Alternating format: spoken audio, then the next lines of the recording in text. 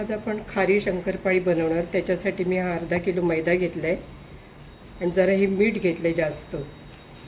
हे जिरं थोडं गरम करून थोडंसंच बारीक करून घेतले, कारण त्याची पावडर नाही करायची. आणि पावडर केल्याच्यानंतर ती खारी आहे ना, जरा काळपट कलर येतो. आणि थोडीशी कलौंजी थोडीशीच टाकली. गरम तेल होते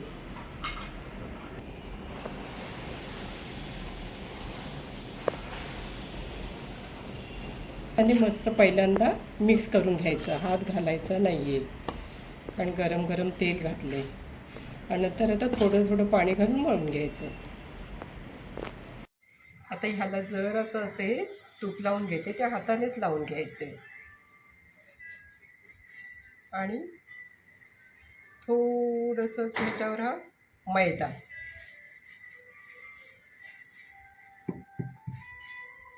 आता अशी फोल्ड करायची. परत ह्याला हे असं इकडून लावायचं.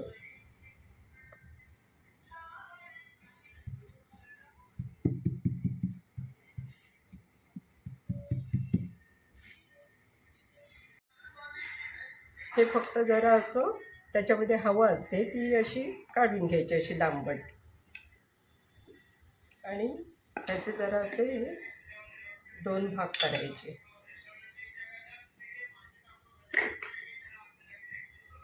आता हा जो एक आहे तो हा असा,